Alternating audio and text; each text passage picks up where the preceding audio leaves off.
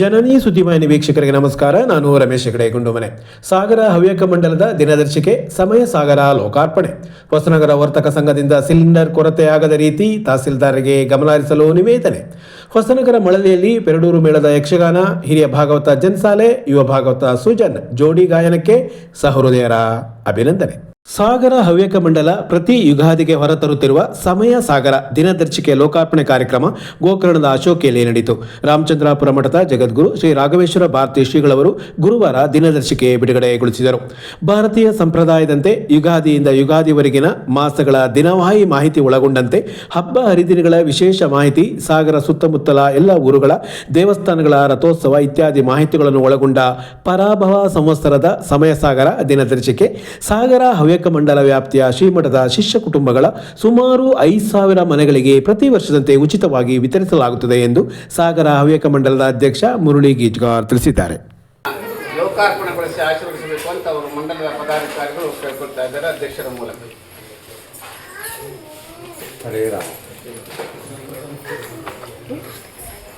ಹೊಸನಗರದ hotel ಉದ್ಯಮಿಗಳಿಗೆ ವಾಣಿಜ್ಯ gas cylinder ಕೊರತೆ ಆಗದಂತೆ ಕ್ರಮ ತೆಗೆದುಕೊಳ್ಳಬೇಕು ಎಂದು ಹೋಟೆಲ್ ಉದ್ಯಮಿಗಳ ಪರವಾಗಿ ಹೊಸನಗರದ ವರ್ತಕರ ಸಂಘದ ಅಧ್ಯಕ್ಷ ಪೂರ್ಣೇಶ್ ಮಲೆಬೇಲು ನೇತೃತ್ವದಲ್ಲಿ ವರ್ತಕರ ಸಂಘದ ಸದಸ್ಯರು ಹಾಗೂ ಹೋಟೆಲ್ ಮಾಲೀಕರ ಸಂಘದ ಸದಸ್ಯರುಗಳು ಸೇರಿ ತಹಸೀಲ್ದಾರ್ ಭರತ್ರಾಜ್, ಕಾರ್ಯನಿರ್ವಹಣಾಧಿಕಾರಿಗಳಾದ ನರೇಂದ್ರ ಕುಮಾರ್ ಹಾಗೂ ಪಟ್ಟಣ panchayat chief officer MN Harish ಅವರಿಗೆ ಮನವಿ ಸಲ್ಲಿಸಲಾಯಿತು.